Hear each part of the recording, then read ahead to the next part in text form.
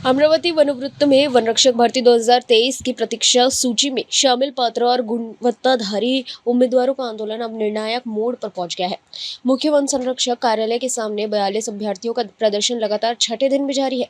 आंदोलनकारियों का आरोप है कि महाराष्ट्र प्रशासनिक न्यायाधिकरण और मुंबई हाईकोर्ट के आदेश के बावजूद समान नियम लागू कर पात्र उम्मीदवारों को नियुक्ति नहीं दी जा रही। इस बीच रमेश जांभेकर और रुपेश भिलावेकर का आमरण अनशन भी छठे दिन में प्रवेश कर गया है, जिससे उनकी स्वास्थ्य स्थिति चिंताजनक बताई जा रही है।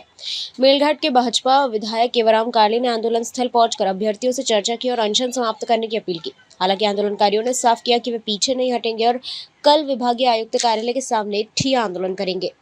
मेळघाटमधील पेसा कायदा अंतर्गत आमचे आदिवासी उमेदवार वनरक्षक पदाधिकारी उपोषणाला बसलेले आहेत आणि आज या उपोषणाला मी भेट दिली आणि त्यांच्याशी चर्चा केली आणि या अगोदरच मी मंत्री महोदय वनमंत्र्यांसोबत चर्चा केली, आदिवासी मंत्री यांच्यासोबत मी चर्चा केली आणि ते दोघे मंत्री सकारात्मक आहेत आणि लवकरच त्यांची बैठक घेऊन त्यांचा तोडगा निघणार आहे। कार मैं गंगाराम कुंजलाल जांभेकर पेसा आंदोलक मेळघाट। आज मी या ठिकाणी आणि सतत 23 तारखेपासून आज मी या वनरक्षक या पदभरतीसाठी वेटिंग लिस्टमध्ये असलेल्या उमेदवारांसोबत आंदोलनामध्ये बसलेला आहेत।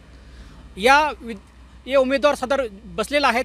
सलग 2023 पासून वेटिंग लिस्टमध्ये आपल्या न्यायाच्या प्रतीक्षेमध्ये बसलेला आहेत।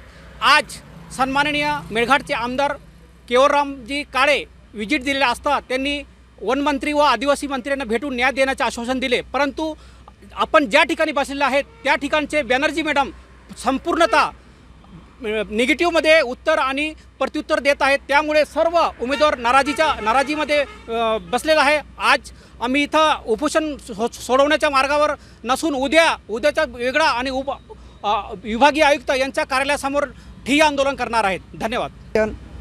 नागपूरमध्ये ते सध्या बसलेला आहे। त्यांच्या अंडरमध्ये 5 जिल्हे बसते आणि त्यांनी स्वतःहून निवड समिती गठीत करून म्हणजे भरता येते, तरी पण त्यांनी आतापर्यंत ते दखल घेतले नाही। आता गडचिरोली, चंद्रपूर, नाशिक आणि अहिल्यानगर या जिल्ह्यामध्ये पेसा 17 संवर्गाची वनरक्षक भरतीची माजी सैनिक जागा रूपांतरित करून भरता येते, पण आपला अमरावती जिल्ह्यामध्ये काऊन भरलेला नाही, माझे हेच प्रश्न आहे। आम्ही हा सध्या दिलेला आहे। तुम्ही काहीतरी पत्र काढणे तर आम्हाला म्हणजे उद्यापर्यंत काही कॉल करा, आम्ही तुमच्या भाषेचे म्हणजे तुमची मान ठेवून उद्या संध्याकाळपर्यंत काहीतरी कॉल आले तर आम्ही त्यांच्या मान ठेवून उपोषण सोडणार आहे। उपोषण